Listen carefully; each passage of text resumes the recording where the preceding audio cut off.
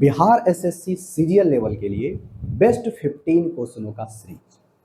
तो आज की क्लास में हम आपके लिए लेकर के आए हैं परसेंटेज चैप्टर का ऐसे 15 क्वेश्चन जो आपके एग्जाम के पॉइंट ऑफ व्यू से बहुत ही हेल्पफुल साबित होगा।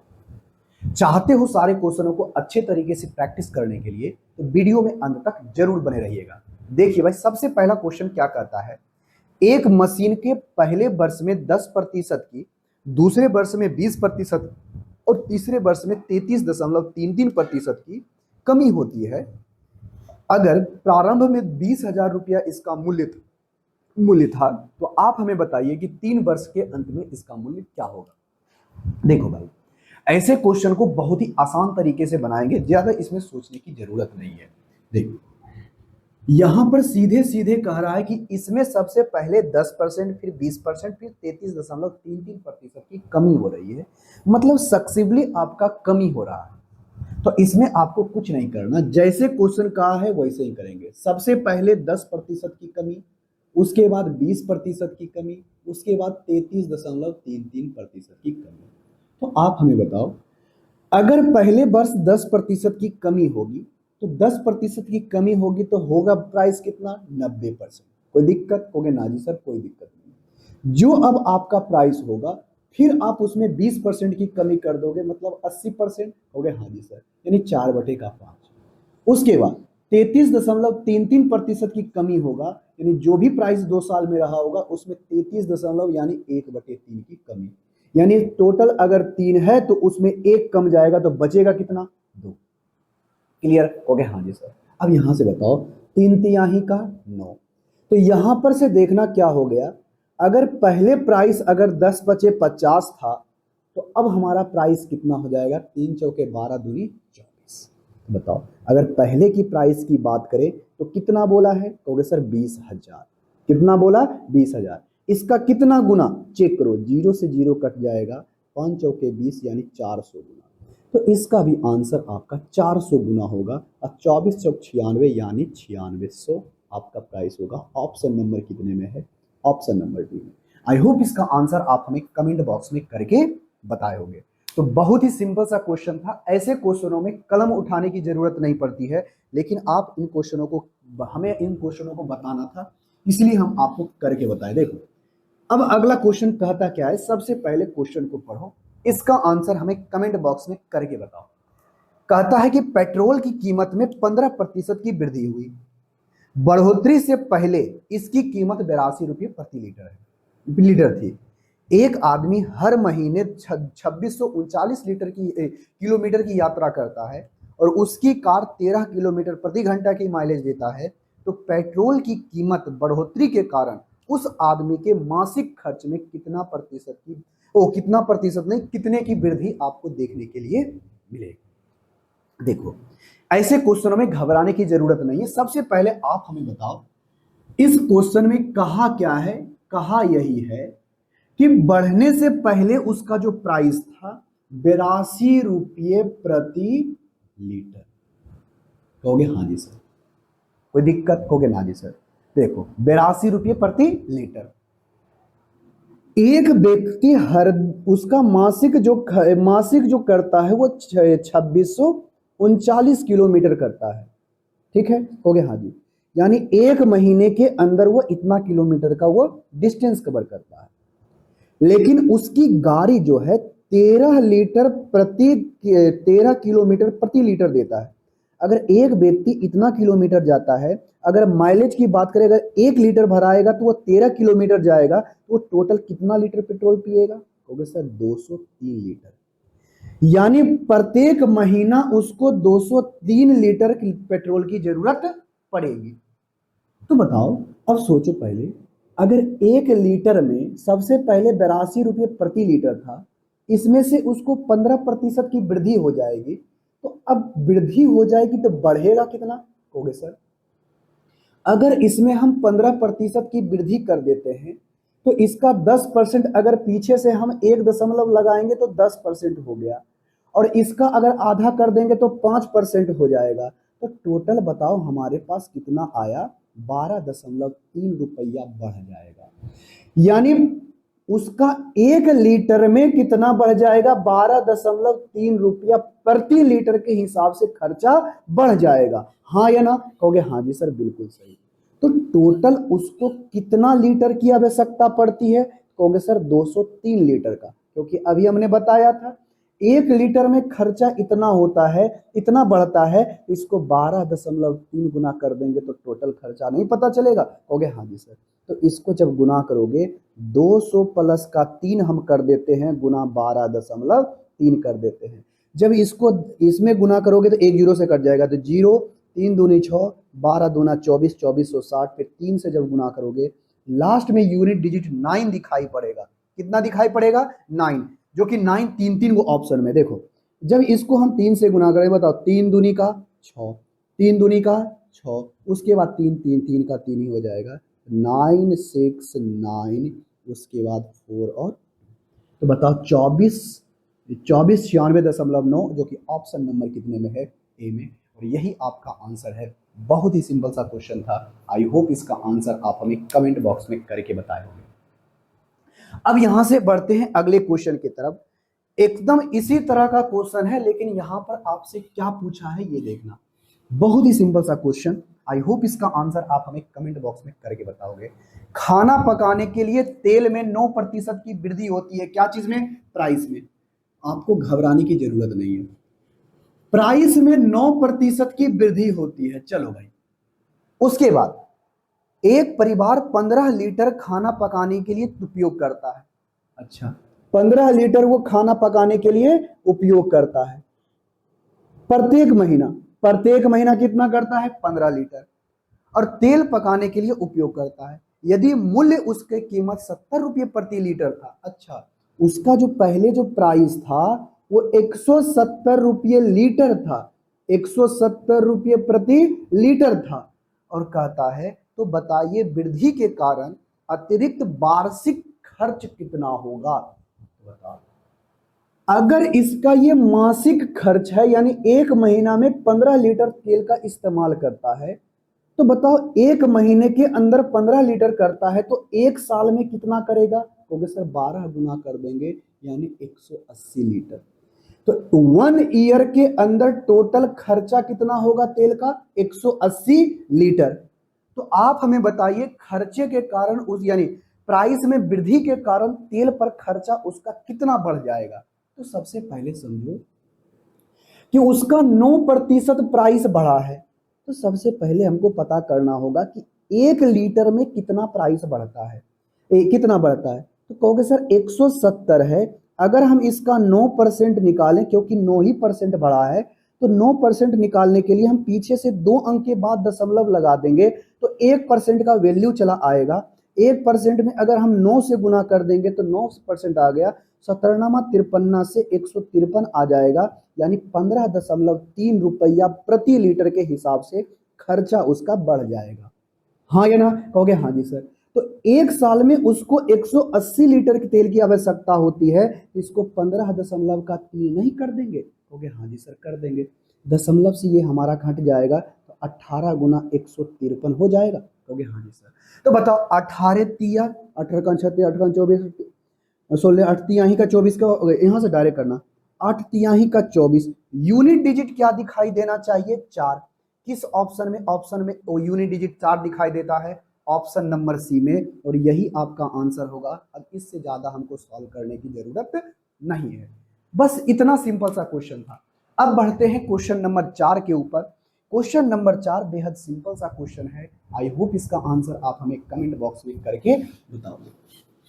देखो, अब अगले क्वेश्चन में पढ़ता है क्या क्या कहा गया क्वेश्चन में, यदि चीनी के मूल्य में 20% की गिरावट होती है तो एक ग्राहक 600 रुपया में 5 किलो अधिक चावल खरीद सकता है, तो प्रति किलो चावल कितनी होगी, यानी नई कीमत कितनी होगी। बहुत ही सिंपल सा क्वेश्चन। इस क्वेश्चन में ज्यादा आपको सोचने की जरूरत नहीं है। ऐसा कहा गया है कि एक व्यक्ति पहले 600 रुपया खर्चा करता था, यानी अब भी वो 600 रुपया ही खर्चा करता है, लेकिन होता क्या है, पहले जितना खर्चा कर रहा था उतना अभी भी खर्चा करता है, लेकिन प्राइस घटने के कारण वो ज्यादा उपभोग करने लगा है। तो एक बात आपको पता होगा कि यदि आपका कंजम्पशन यानी खर्चा कांस्टेंट है तो जो प्राइस का रेशियो होगा उसका रिवर्स रेशियो होता है किसका, कंजम्पशन का। क्लियर हो गया? हाँ जी सर, हमको तो अच्छे तरीके से पता है। तो देखो भाई, प्राइस में वृद्धि हुआ है कितने परसेंट की, तो 20, सॉरी गिरावट हुई है। तो पहले प्राइस 5 था तो 5 से 4 हो गया, क्यों? क्योंकि 20% की गिरावट हुई है। देखो पहले अगर प्राइस 5 था तो अब 4 हो गया है, तो कंजम्पशन कितना हो जाएगा भाई? तो सर कंजम्पशन इसका रिवर्स रेशियो ये 4 है तो 5। तो बताओ खपत में कितने की कमी आई, बट वृद्धि हुई? खपत में कहोगे सर 1 यूनिट की वृद्धि हुई। तो इसी 1 यूनिट का वृद्धि हुआ है जिसका वास्तविक में कहता है कि 5 केजी है। हाँ या ना? कहोगे हाँ जी। तो प्राइस घटने के बाद वह कितना इस्तेमाल करता है? 1 यूनिट का वैल्यू 5 केजी आया तो वो प्राइस घटने के बाद कितना इस्तेमाल कर रहा है? 5 यूनिट कर रहा है। इसका 5 गुना करेंगे तो 25 केजी इस्तेमाल करेगा। हाँ या ना? कहोगे हाँ जी सर। ये 25 केजी इस्तेमाल करता है, लेकिन बताओ उसका प्राइस हमें पूछा है 600 रुपया में वो 25 किलो खरीदेगा। 25 चौके 100, बताओ 6 चौके 24 हो जाएगा। यहां से बताओ 24 रुपये प्रति केजी। कितना सिंपल सा क्वेश्चन था। आई होप इसका आंसर आप हमें कमेंट बॉक्स में करके बताए होंगे। बहुत ही आसान सा क्वेश्चन था, इससे और आसान सा क्वेश्चन नहीं हो सकता है। ठीक है भाई? हो गया? हाँ जी सर। अब आते हैं क्वेश्चन नंबर 5 के ऊपर। क्वेश्चन नंबर 5 थोड़ा ध्यान से पढ़ना और इसके बाद इसका आंसर हमें कमेंट बॉक्स में करके बताना। ठीक है? हो गया? हाँ जी। देखो यहां से क्वेश्चन नंबर 5 में कहता क्या है, सबसे पहले क्वेश्चन को पढ़ो, इसका आंसर हमें कमेंट बॉक्स में करके बताने की कोशिश करो।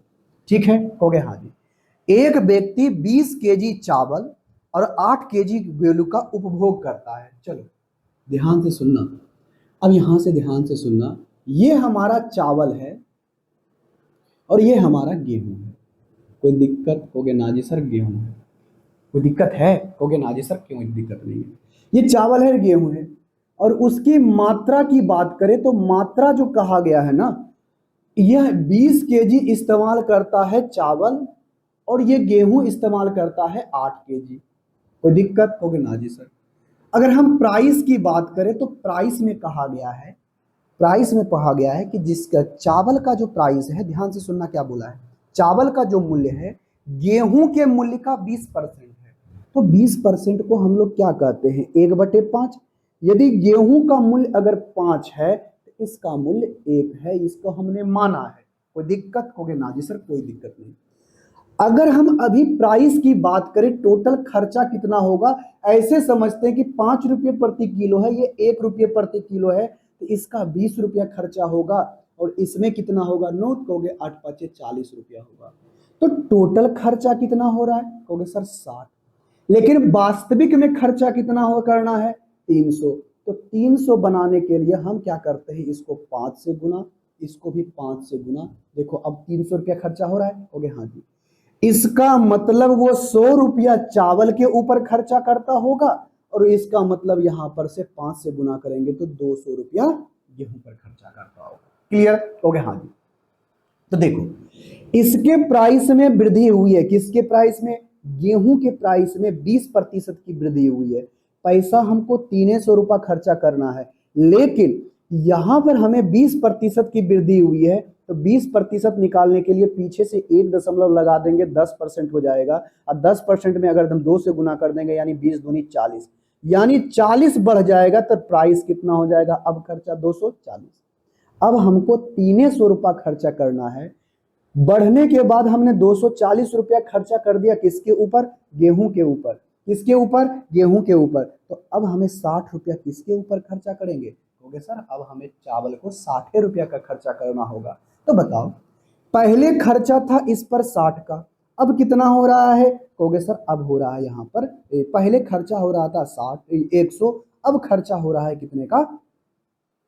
अब हो रहा है 60 का। तो देखो भाई, अगर आपसे पूछा जाए, यहां से आप हमें बताओ कि यदि आपको एक्सपेंडिचर पूछा जाए तो प्राइस गुने कंजम्पशन होता है कि नहीं होता है? कहोगे हाँ जी सर। अगर आपसे बोला जाए कि आप हमें बताओ कि अगर आपका प्राइस, छोड़ो इसको, प्राइस प्राइस प्राइस, यहां से प्राइस की बात करते हैं। प्राइस आपका कांस्टेंट है, प्राइस में कोई बदलाव नहीं हुआ है, तो यहां पर से आप बताओ प्राइस में कोई बदलाव नहीं होगा, यहां पर से यहां पर से बताना, यहां पर से बताना। हम डायरेक्ट करते हैं कि इसको प्राइस बराबर पहले बताओ होता क्या है। ओके सर, प्राइस बराबर यही होता है, प्राइस बराबर यही होता है एक्सपेंडिचर बटे क्या हो जाएगा, कंजम्पशन। हाँ या ना? ओके हाँ जी सर, बिल्कुल सही है।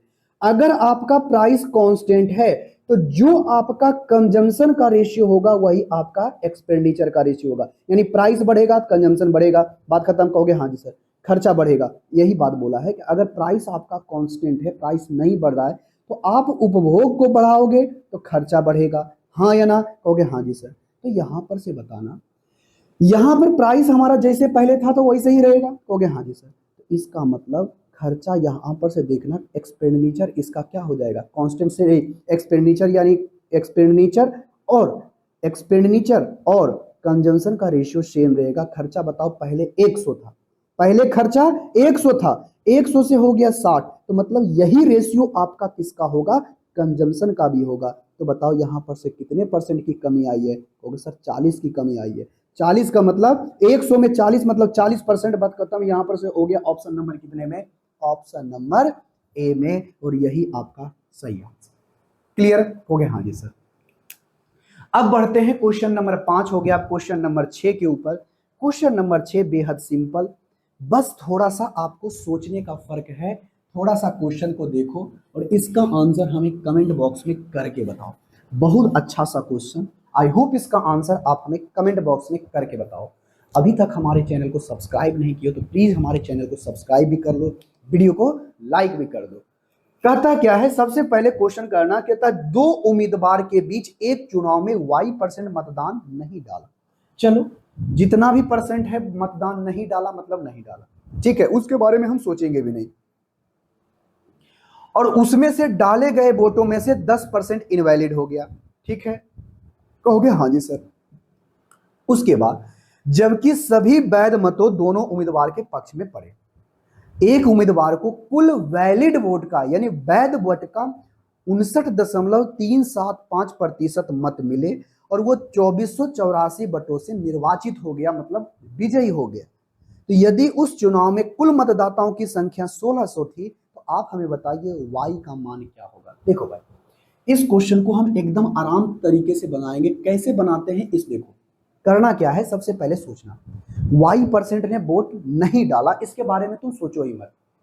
टोटल वोट हमारे पास कितना है? कहोगे सर 16,000, कोई दिक्कत? कहोगे नहीं, ये हमारा टोटल वोट है। कहोगे हाँ जी सर। अब देखो इसके बारे में भी मत सोचो, 90% वोटों ने अब वैलिड है, मतलब 10% डाले गए वोटों में से 10% वोट इनवैलिड हो गया, मतलब डाले गए वोटों का 90% आपका क्या है, वैलिड वोट है। हो गया हाँ जी सर। इस वैलिड वोट को भी छोड़ दो। अब देखो हम जो जो हम दिखा रहे हैं वही वही देखना। अब यहां से देखना, इस वैलिड वोट में भी बात करना, तो वैलिड वोट भी अपने आप में 100% होता है कि नहीं होता है? हो गया हाँ जी सर। वैलिड वोट भी अपने आप में 100% होता है।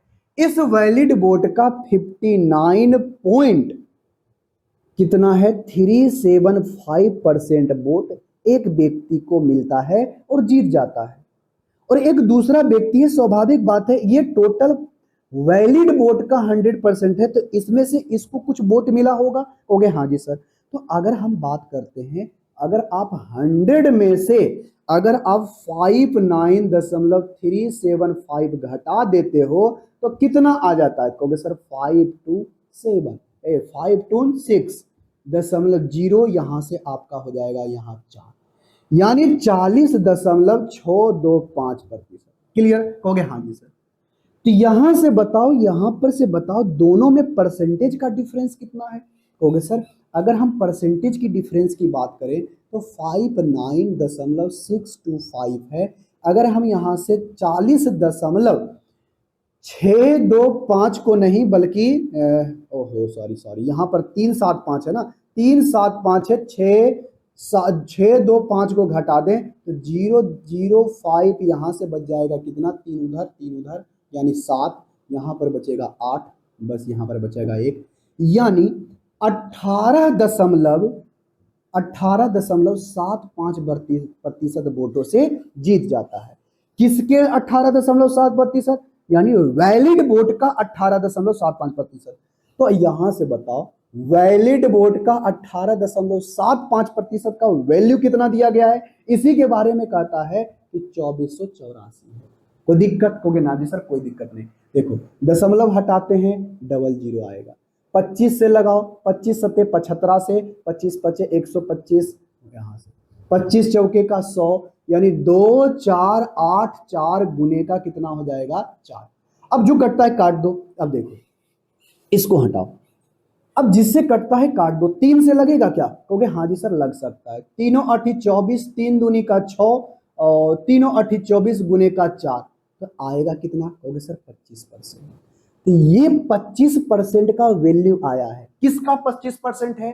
कहोगे सर ये 25% है वैलिड वोट का। तो हमें चाहिए वैलिड वोट का 100%, गुना हम 4 कर देंगे तो ये हमें वैलिड वोट पता चल गया। टोटल वैलिड वोट कितना आ गया? कहोगे सर टोटल वैलिड वोट आ गया इतना। हाँ या ना? कहोगे हाँ जी सर। तो टोटल वैलिड वोट है, तो डाले गए वोटों में से 10% वोट इनवैलिड हो गया है, तो ये डाले गए वोटों का कितना प्रतिशत होगा? 90%। हाँ या ना? कहोगे हाँ जी सर। क्यों? 10% तो इनवैलिड हो गया ना, इसी 90% का वैल्यू है। मतलब किस 90% का? डाले गए वोटों का 90%। अगर 9 से काटोगे तो यहाँ पर 10 आएगा, तो यहाँ से 9 काटोगे तो 9 9 81, 9 दूनी 18, यानी 4 गुने का 4 गुने का आ जाएगा। कोई दिक्कत? कहोगे ना जी सर। तो 10% डाले गए वोटों का कितना प्रतिशत है? 10%। तो टोटल वोट कितना होता है? 100%। तो 10 से गुना इधर भी, 10 से गुना इधर भी, तो टोटल डाला गया वोट कितना आ गया? कहोगे सर ये हमारा टोटल डाला गया वोट आ गया। कोई दिक्कत? कहोगे ना जी सर कोई दिक्कत नहीं। ये हमारा आ गया टोटल डाले गए वोट। अब टोटल वोट है इतना, डाला गया वोट इतना है, इसी का हम लोग रेशियो ले लेते हैं 92 गुने का 4 गुने का 4 गुने का 10। 10 से 1 जीरो खत्म, 16 से 16 खत्म, यानी 100 आया, और यहां पर हमें बचा 92, यानी 100 वोटों में से 92 वोट डाला गया है, जिसमें से 8 वोट क्या हो गया? नहीं डाला। तो यही तो पूछा है कि कितने प्रतिशत वोटों ने नहीं डाला है, यही y का मान पूछा है 8। 100 में से 8 मतलब 8%। ऑप्शन नंबर कितने में है? सी में, और यही आपका सही आंसर है ऑप्शन नंबर सी। बहुत सिंपल सा क्वेश्चन। आई होप इसका आंसर आप हमें कमेंट बॉक्स में करके बताए होंगे। अब यहां से बढ़ते हैं क्वेश्चन नंबर कितने के ऊपर? 7 के ऊपर। क्वेश्चन नंबर 7 बेहद सिंपल सा क्वेश्चन। आई होप इसका आंसर आप हमें कमेंट बॉक्स में करके बताओगे। देखो भाई, कहता एक चुनाव में मतदाता में शामिल 12% ने अपना वोट नहीं डाला। बहुत सिंपल सा क्वेश्चन। अपना वोट नहीं डाला, टोटल वोट हमारा 100 है, तो इस 100 में 12% वोट नहीं डाला, तो डाला कितना भाई? कहोगे सर 88, यानी 12% वोट नहीं डाला। हमने माना है कि टोटल वोट 100 है। क्लियर? कहोगे हाँ जी। अब देखना, कहता है जबकि 84 मतदाताओं ने अपना मत पत्र खाली छोड़ दिया। अच्छा, वोट तो डाला लेकिन वोट में कुछ नहीं, खाली छोड़ के चला गया, मतलब वोट डाला यानी इनवैलिड हो गया। इसका मतलब जितना भी वोट है उसका 84 वोट, ये हमने माना है, ये हमें एग्जैक्ट डाटा दिया है। तो टोटल वोट जितना डाला गया है उस टोटल वोट में से 84 वोट इनवैलिड हो गया, तो वैलिड वोट क्या होगा? कहोगे सर इसमें अगर घटा देंगे तो ये हमारा वैलिड वोट हो जाएगा। कोई दिक्कत? कहोगे हाँ नहीं सर कोई दिक्कत नहीं है, ये हमारा वैलिड वोट है, ये हमारा इनवैलिड वोट है। कोई दिक्कत? कहोगे ना जी सर। अब इसमें क्या कहता है? इसमें कहता है एक विजेता रमेश को सभी मतदाताओं का 54% समर्थन मिला। अच्छा, जो व्यक्ति विजयी है उसको टोटल वोट का 54%, यानी 100 का 54 वोट इसको मिलता है, तो दूसरे को कितना मिलेगा? तो सर यहां पर बात करते हैं 0.3, यानी 30 और माइनस का 84 वोट मिलेगा। हाँ या ना? कहोगे हाँ जी सर। और तो भी कहता है कि यह जो है ना 1456 वोटों से जीत जाता है, लेकिन वास्तविक में कितने वोटों से जीतता है? इस दोनों का हम अंतर ले लेंगे। अंतर जब लेंगे तो कितना आएगा भाई? 24। कितना आएगा? 24। हमने सही किया है ना? क्योंकि हाँ जी सर, अगर हम इसमें 12 घटाएंगे तो ठीक है, तो 12 2 2 8 9 1 10, इसमें 84 घटाएंगे, एक 64 है। अब इसमें घटाएंगे तो हमारे पास 24 आएगा, और 24 और इसमें अगर हम घटा रहे हैं तो ये हमारा माइनस से प्लस हो जाएगा, कितने का? 84। और इसी का वैल्यू कहा गया इतना। तो 24 यूनिट का बताओ वैल्यू कितना आ गया? ओके सर, यहाँ से हम करेंगे तो 1456 में से अगर हम 84 घटा दें, क्योंकि ये प्लस है उधर जाएगा तो माइनस, यहाँ पर बचेगा 2, 15 में 5 उधर, 3 उधर, 7, यहाँ पर से बनेगा 1372। 1372। कोई दिक्कत? कोई नहीं जी, कोई दिक्कत नहीं। और हमें चाहिए किसका वैल्यू? हमें चाहिए टोटल वोटों की संख्या, यानी 100% का। अगर हम इसमें देखो कितना से भाग लगाएं, 6 से भाग लगेगा। देखो तो देखो तो 4 2 6 6 6 6 6 7 13 नहीं लग रहा है। हमने कुछ गड़बड़ कर दिया क्या? 54 घटाओगे 4 आए, हाँ सॉरी सॉरी सॉरी सॉरी, 30 आएगा। अगर हम इसमें घटाएंगे 4 तो कितना बचेगा? यहाँ 4 यहाँ 3, 34 ना बचेगा। अब यहाँ से बताओ कितना आएगा? 20 आएगा। हम तो करें कुछ गड़बड़ कर रहे हैं। तो यहाँ पर से बताओ कितना आ गया? 20। और 20 यूनिट का वैल्यू इतना है, और बताओ हमें चाहिए 100 यूनिट। तो 5 से गुना इधर भी, 5 से गुना इधर ही, 10 के 0, 7 5 35, 1 36, यानी लास्ट में 6 और 0 दिखाई देना चाहिए। 6 और 0 दो दो ऑप्शन में दिखाई देता है। चलो 5 तिहाई 15, 5 तिहाई 15, और 15 15 15 3 18, और 5 1 6, 68 60 होगा, जो कि ऑप्शन नंबर कितने में है? डी में। और यही आपका सही आंसर होगा। बहुत ही सिंपल सा क्वेश्चन। ठीक है भाई, हो गया? हाँ जी सर, बिल्कुल सही। अब यहां से बढ़ते हैं, क्वेश्चन नंबर 7 हो गया है। क्वेश्चन नंबर 8, क्वेश्चन नंबर 8 बेहद आसान सा क्वेश्चन। आई होप इसका आंसर आप हमें कमेंट बॉक्स में करके बताओगे। देखो, इस क्वेश्चन को बहुत आसान तरीके से बना सकते हो। कैसे बनाओगे? ऐसे देखो, क्वेश्चन नंबर 8 कहता है एक परीक्षा में दो पेपर ए और बी है। दोनों पेपरों में प्रत्येक का अधिकतम अंक 10 है। हालांकि पेपर ए और बी का भारांक दिया गया है। अच्छा, पेपर ए है, पेपर बी है, इसका भारांक की बात करते हैं तो 2:1 है। रिंकू ने पेपर बी में 10 में से 80% मार्क लाया। अच्छा, एक रिंकू व्यक्ति है जिसे पेपर बी में जो है ना 10 में से 8 मार्क्स लाया है, मतलब कितना परसेंट लाया है? 80%। यानी इसमें उसने 80% मार्क्स लाया है। और कहता क्या है कि यदि परीक्षा में कुल उसका 70% है, ओवरऑल उसका कितना परसेंट है? 70% है। तो आप हमें बताइए कि इस ए वाले में कितना प्रतिशत, यानी कितना प्रतिशत नहीं बल्कि 10 में से कितना मार्क्स लाएगा जिससे उसका ओवरऑल 70% होगा। तो कुछ नहीं करना, इसमें 70% है तो देखो हम ऐसे सोचेंगे कि इसमें भी 70% होता, इसमें भी 70% होता, तो ओवरऑल 70% आता। तो लेकिन यहां पर से देखो 70% है, लेकिन यहां पर कितना है? कहोगे सर 80%। कितना परसेंट ज्यादा? 10% ज्यादा। तो इसको 10% कम होना था। क्या होना था? कम होना था। तो इसको 10% कम करोगे कितने पर? 2 में। यहां पर से घटाओगे तो 5 हो जाएगा, यानी कितना हो जाएगा? 70 में से 5 जाएगा तो 65%। यानी 10 नंबर का 65% अगर तुमको निकालने के लिए कहा जाए, उस 10 का 65% निकालने के लिए कहा जाए, तो इस 10 का 65% हमारा हो जाएगा 6.5, यानी उसको 6.5 मार्क्स आना चाहिए, जो कि ऑप्शन नंबर कितने में है? बी। बहुत ही साधारण सा क्वेश्चन था। आई होप इसका आंसर आप हमें कमेंट बॉक्स में करके बताए होंगे। अब आते हैं क्वेश्चन नंबर 9 के ऊपर। क्वेश्चन नंबर 9 बेहद सिंपल सा क्वेश्चन। आई होप इसका आंसर आप हमें कमेंट बॉक्स में करके बताओगे। देखो, क्वेश्चन नंबर 9 में कहता क्या है? सबसे पहले क्वेश्चन को पढ़ो, इसका आंसर हमें कमेंट बॉक्स में करके बताओ। कहता है आयुष एक परीक्षा में 25% बीमा पॉलिसी पर, 26% भोजन पर, 23% बच्चों की शिक्षा पर, 19% मनोरंजन पर, और शेष 2600 रुपया की बचत करता है। तो आप हमें बताइए भोजन और मनोरंजन पर कुल खर्चा कितना है? देखो, सिंपल सा क्वेश्चन है, इसमें कुछ करना नहीं है। एक बताओ यहां पर बीमा पर वो बताओ कितना खर्चा करता है? तो सर बीमा पर वो 25% खर्चा करता है। उसके बाद 26% वह भोजन पर करता है, 26% वह भोजन पर करता है, और 19% मनोरंजन पर करता है। मनोरंजन, मनोरंजन पर कितना करता है? कहोगे सर मनोरंजन पर वो उसका खर्चा है 19% का। ओह, और 23% करता है बच्चों की शिक्षा के ऊपर। चलो, शिक्षा के ऊपर वो 23% का खर्चा करता है।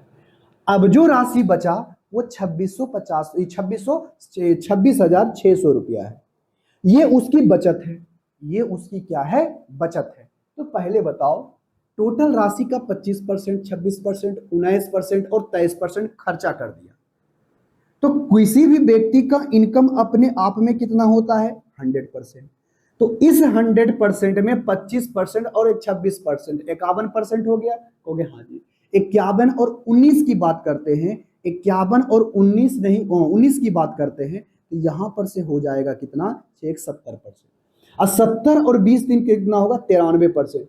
यानी एक व्यक्ति ने 93% खर्चा कर दिया, तो बचा कितना? 7%। इसी 7% का वैल्यू दिया गया है। तो यहां से 1% का तुम निकाल सकते हो, सत्तिया का 21। कहोगे हाँ जी सर, सत्तिया का 21, और यहां से बात बचेगा 56। 7 यानी 3800। कितना होगा? 3800। तो उस व्यक्ति के इनकम का 1% का वैल्यू 3800 है। तो आपसे पूछा है भोजन और मनोरंजन पर, भोजन और मनोरंजन पर कितना हो गया है? कहोगे सर एक इसमें जोड़ देंगे तो 20 हो जाएगा। अब 20 और कितना? 45। 20 और 25 45, यानी 45% वो टोटल खर्चा करता है। क्योंकि भोजन और मनोरंजन के बारे में ना पूछा है। कहोगे हाँ जी, यानी भोजन और मनोरंजन पर टोटल कितना हो रहा है? कहोगे सर इस पर हो रहा है 45%। तो इधर 45 से गुना, तो 3800 गुना 45 हम लोग भी कर देंगे, क्वेश्चन हमारा बन जाएगा। 0 0 एक और 0 होगा, क्योंकि 8 5 40 तो होना है, 3 वो 0 होगा, और 3 0 सब में दिखाई पड़ता है, तो हम लोग गुना ही कर लेते हैं। क्या कर लेते हैं? गुना। तो हम इसको 40 माइनस 2 कर सकते हैं 45 कर सकते हैं। कहोगे हाँ जी सर। अब गुना करते हैं, 45 दूनी 90, फिर गुना 2 कर देते हैं, 9 9 दूनी 18, 180। कोई दिक्कत? कहोगे नहीं जी। 1800। कोई दिक्कत है? कहोगे ना जी सर कोई दिक्कत नहीं है। अब यहां से करते हैं 45 दूनी 90, जब इसमें जीरो जीरो हो जाएगा, यहां से 1 बचेगा, यहाँ 7 171। तो लास्ट में क्या आ रहा है? 1 7 1 और 2 को 0 दिखाई पहले से पड़ता है। यहाँ पर से ऑप्शन नंबर कितने में है? डी में। हमारा क्वेश्चन बन गया, बात खत्म। यहाँ से अब ज्यादा हम लोग सोचने वाले नहीं है। अब यहां से बढ़ते हैं, क्वेश्चन नंबर 9 हो गया है। अब आते हैं क्वेश्चन नंबर 10 के ऊपर।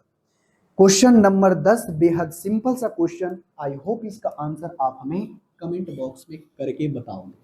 देखो, क्वेश्चन नंबर 10 में कहता है दालों का क्रय मूल्य विक्रय मूल्य से 12% कम है। एक व्यक्ति खराब तौल मशीन का प्रयोग करता है और 25% का लाभ कमाता है।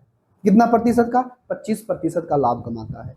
तो बताइए दोषपूर्ण वास्तविक वजन से कितना प्रतिशत अधिक दिखाई देता है? देखो, यहां पर से क्वेश्चन में कहा क्या है? यहां पर से कहा गया है एक व्यक्ति का विक्रय मूल्य क्रय मूल्य से 12% कम है। बहुत सिंपल सा है क्वेश्चन नंबर 10। देखो, ये क्वेश्चन आ गया प्रॉफिट एंड लॉस चैप्टर का, लेकिन हमने इसके अंदर परसेंटेज में ही डाल दिया। कोई बात नहीं, प्रॉफिट लॉस भी अपना तो परसेंटेज का ही पार्ट है ना। कॉस्ट प्राइस, इधर सेलिंग प्राइस। एक व्यक्ति का जो कॉस्ट प्राइस है सेलिंग प्राइस से 12% कम है। तो तुम पहले बताओ 12% को आप लोग क्या लिखते हो? 3 बटे का 25। यदि उसका सेलिंग प्राइस 25 है तो उससे 3 कम होगा कॉस्ट प्राइस। इसका कहने का मतलब ये है। कोई दिक्कत? होगे ना जी सर। लेकिन एक व्यक्ति खराब तौलता है, देखना चाहिए एक्स पैसा लेता है वाई किलो का, देता है तो उसको एक्स किलो का। कोई दिक्कत? होगे ना जी। तो ये व्यक्ति क्या करता है? प्रॉफिट कमाता है कितने परसेंट का? तो पर भी वो 25% का लाभ कमाता है। कितना परसेंट का? 25% का। तो 25% को हम लोग क्या कहते हैं? कहोगे सर 25% को 1/4 कहते हैं। मतलब यहां पर आपको 4 दिखाई देता है, तो वह कमाता कितना है? 5। कोई दिक्कत? होगे ना जी सर। अगर ऐसा क्वेश्चन पढ़े होगे तो आपको पता होगा कि इस 22 गुने का x करते हैं, बटे का 25 गुने का y करते हैं, हाँ या ना? कहोगे हाँ जी सर बिल्कुल सही है। तो यहाँ पर वैल्यू 4 दिखा रहा है, इसके जगह पर 5 हो जाएगा, कोई दिक्कत है? कहोगे ना जी सर। इसको आप 2 से लगा दो, कोई दिक्कत? कहोगे ना जी सर। इसको आप 11 से लगा दो, अब इसको 5 पचे 25 कर दो, तो x बटे का y हमारा क्या होगा? 10 बटे का 11। तो वास्तव में वजन हुआ दे रहा है कितना? x। तो दिख रहा है कि वास्तव में दिखा रहा दे रहा है कितना ये, और दिख कितना रहा है? y। तो वास्तविक वजन से कितना ज्यादा है? 1 ज्यादा है। 1 बटे का 10 मतलब कितना प्रतिशत? 10%। तो 10% ज्यादा दिख रहा है, जो कि ऑप्शन नंबर कितने में है? ए में। ऑप्शन नंबर ए में। आई होप इसका आंसर आप हमें कमेंट बॉक्स में करके बताए हो। अब क्वेश्चन नंबर 10 हो गया है, बढ़ते हैं क्वेश्चन नंबर 11 के ऊपर। क्वेश्चन नंबर 11 सेम क्वेश्चन किसके जैसा है? 7 नंबर के जैसा क्वेश्चन नंबर 11 है। आप इसका आंसर हमें कमेंट बॉक्स में करके बताओगे, ठीक है? हो गया हाँ जी सर। अब आते हैं क्वेश्चन नंबर 12 के ऊपर, क्योंकि सेम क्वेश्चन है। आप हमें करके बताओगे क्वेश्चन नंबर 11 को। आते हैं क्वेश्चन नंबर 12 के ऊपर। क्वेश्चन नंबर 12 में बेहद सिंपल एवं साधारण सा क्वेश्चन। आई होप इसका आंसर आप हमें कमेंट बॉक्स में करके बताओगे। कहता एक व्यक्ति मूल्य में 8% की वृद्धि करता है, बाद में 8% की कमी कर देता है। अब नवीनतम उसका मूल्य जो है 1 रुपया है, तो बताइए उसका प्रारंभ वास्तविक मूल्य क्या था? देखो, अगर किसी वस्तु के मूल्य में 8% की वृद्धि करते हैं और इतना ही प्रतिशत की कमी कर देते हैं, तो ओवरऑल नेट परसेंटेज जो चेंज हमको देखने के लिए मिलेगा वह माइनस का r² बटे का 100 होता है, ठीक है? यानी इतना प्रतिशत की कमी हो जाएगी। अगर जो सेम प्रतिशत से इंक्रीज हुआ है, सेम प्रतिशत से डिक्रीज हुआ है, तो ओवरऑल हमको कमी ही देखने मिलेगी। कमी कितनी होगी? r² बटे का 100। लेकिन वास्तविक में उसका सेलिंग प्राइस है, इतना प्रतिशत की कमी होगी, तो उसका अगर कोई भी प्राइस अगर 100% होता है, उस 100% में r² बटे 100 का परसेंटेज निकालेंगे, तो घटाएंगे तो कितना आएगा? तो सर आएगा 10,000 माइनस का r² बटे का 100%। कोई दिक्कत? होगे ना जी सर। इसी का वैल्यू कहता है 1 है। कितना है? 1 है।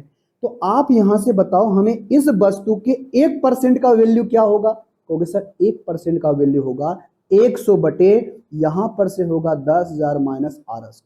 ये तो 1% का वैल्यू होता है, और कोई भी व्यक्ति का 100% निकालेंगे तो 100 से गुना होगा। ये हमारा आंसर हो जाएगा, जो कि ऑप्शन नंबर कितने में है? तो आई होप इसका आंसर आप हमें कमेंट बॉक्स में करके बताए होंगे, क्योंकि ये बहुत ही सिंपल सा क्वेश्चन था। अब यहां से आते हैं क्वेश्चन नंबर 13 के ऊपर। क्वेश्चन नंबर 13 एकदम सिंपल सा क्वेश्चन, इससे और आसान सा क्वेश्चन नहीं हो सकता है। और इस क्वेश्चन को हम एक लाइन में बनाने के लिए सिखाएंगे। और इस क्वेश्चन में क्या कैसे बनाओगे? देखो, एक व्यक्ति चावल के मूल्य में 25% की एक व्यक्ति नहीं है, यदि चावल के मूल्य में 25% की वृद्धि हो जाती है, तो इसके खपत में कितना प्रतिशत की कमी करना चाहिए, जिससे चावल पर होने वाला खर्चा 40% कम हो जाए? देखो, अगर ऐसा क्वेश्चन कहता है क्वेश्चन नंबर 12 नहीं 13 नंबर में, तो डायरेक्ट आप इसको कंजम्पशन का रेशियो निकाल सकते हो। कहो कैसे? अगर आपको डायरेक्ट कंजम्पशन का रेशियो निकालना है ना, डायरेक्ट निकालना है कंजम्पशन का रेशियो, तो यहां पर सबसे पहले देखना क्या बोला है? चावल के मूल्य में 25% की वृद्धि हुई है। तो सबसे पहले आप बताओ, कोई भी प्राइस अपने आप में 100% होता है? हो गया हाँ जी सर। इस 100% में 25% की प्राइस में वृद्धि हुई है, तो प्राइस वाला वृद्धि यहां लिख देना, तो यहां पर हो जाएगा 125। कोई भी प्राइस अपने आप में 100% होता है, उसमें 25% की हम लोग वृद्धि करते हैं, तो उसमें 125% तो उस मूल्य का होना ही है। ओके हाँ जी। देखो, डायरेक्ट हम कंजम्पशन का रेशियो निकाल रहे हैं। अगर आपसे बोला जाए 40% उसके कंजम्पशन यानी सॉरी एक्सपेंडिचर में कमी करनी है, तो 100% में 40% की कमी कर देना, यहां पर से 60 हो जाएगा। कोई दिक्कत? होगे ना जी सर। अब हमारा क्वेश्चन बन गया, अगर आप इसको 5 से लगाओगे तो 25 पचे 125, 12 पचे का 60। यदि उसका कंजम्पशन पहले 25 यूनिट था तो अब 12 हो जाता है तो कितना कमेगा? कहोगे सर यहाँ पर 13 कमेगा। 13 कमेगा, 13/25, 13/25। तो अब बताओ 1/25 होता है 4%, इसका 13 गुना तो 13 चौका 52%। कितना प्रतिशत? 52%, जो कि ऑप्शन नंबर कितने में है? ए में। आई होप इसका आंसर आप हमें कमेंट बॉक्स में करके बताए होंगे। मात्र एक लाइन में ऐसे क्वेश्चन को बना सकते हो। आज का हमारा लास्ट क्वेश्चन है, बहुत ही सिंपल एवं साधारण सा। ठीक है? ओके, हाँ जी सर, बिल्कुल सही है। देखो, बहुत सिंपल एवं साधारण। कैसे इन क्वेश्चनों को बनाते हैं ये देखो। कहता एक आदमी और उसके परिवार के निर्वहन व्यय उसके वेतन का 60% है। चलो, यहां पर से क्वेश्चन में यही ना कहा है, एक व्यक्ति का एक्सपेंडिचर निकालना है यानी खर्चा निकालना है, तो आप कैसे निकाल सकते हो? कहोगे सर एक व्यक्ति का, ऐसे समझते हैं, एक व्यक्ति का इनकम निकालना है तो वो व्यक्ति कितना खर्चा करता है और कितना सेविंग करता है। अगर हम इस दोनों को जोड़ देते हैं तो हमें उस व्यक्ति का इनकम पता चल जाता है। हाँ या ना? कहोगे हाँ जी। तो कहता है एक व्यक्ति 60% अपने वेतन का परिवार के ऊपर खर्चा करता है। मान लेते हैं एक व्यक्ति का खर्चा 100 है तो वो 60 रुपया वो क्या करता है? खर्चा करता है। सेविंग कितना करेगा? कहोगे सर सेविंग करेगा वो 40। कोई दिक्कत? कहोगे ना सर। अब इसके इनकम में सक्सेसिवली 30% और 60% का दोगो इंक्रीमेंट होता है। बताओ 30% बढ़ेगा फिर 60% बढ़ेगा। सक्सेसिव का फॉर्मूला जानते हो ना, x plus y plus x into y बटे का 100। 30 60 90 हो गया। छोटिया 18 1800 प्लस का 18 जोड़ देंगे तो 108 बढ़ जाएगा। 108 बढ़ जाएगा तो अब उसका इनकम कितना हो जाएगा? 208, क्योंकि 108 उसका इनकम बढ़ा है 2 बार सक्सेसिव बढ़ने से, तो अब उसका इनकम 208 हो गया है। अब कहता क्या है, यदि उसके प्रारंभिक बचत से 250% अधिक हो जाता है। अगर पहला बचत उसका 40 है, इस 40 में से 250% बढ़ा दो। कोई भी व्यक्ति का कोई भी चीज अगर अपने आप में 100% है, उसमें अगर हम 250% बढ़ा देंगे तो इसमें ये 350% नहीं हो जाएगा। 350% मतलब 3.5, और जीरो हटाओगे तो ये हट जाएगा। 5 चौके 20। अब बताओ चरतिया 12, 12 12 दो कितना हो जाएगा? 14, यानी 600। कोई दिक्कत? कहोगे ना जी सर कोई दिक्कत नहीं है। अब कोई दिक्कत है? कहोगे ना जी सर कोई दिक्कत नहीं है। अरे नहीं होगा, यहां से बताओ ना, यहां से बताओ, यहां से बताओ आराम से। 40 का अगर हम लोग 350% निकालेंगे तो बताओ ये जीरो से कट ही जाना है। 4 5 20 के 0 भाग 2 12 2 14, 140। तो अब उसका सेविंग है 140, व्यक्ति का इनकम इतना, तो खर्चा कितना होगा? कहोगे सर अगर हम इसमें 140 हटा दें तो हमारे पास कितना बचेगा? कहोगे सर 68। कितना होगा? 68। तो हमसे पूछा है कि बताइए नया व्यय कितने बढ़े हुए दिखाई हमको देखने के लिए मिलेंगे। नया निर्वहन व्यय बढ़े हुए वेतन का कितना प्रतिशत है? अच्छा, बढ़े हुए वेतन का कितना प्रतिशत है? देखो ये बोला है 68 और ये कितना है? 20.8। देखो सारा आंसर दूर दूर है तो हम सॉल्व कर सकते हैं। 208 हमारा टोटल इनकम है तो पीछे से 1 दशमलव लगाएंगे तो हमारे पास आ जाएगा 10%। तो अब हमें बताओ कितने के लगभग जाना है? अगर हम इससे 3 से गुना करेंगे तो 8 तिहाई का 24 और 3 दूना का 6।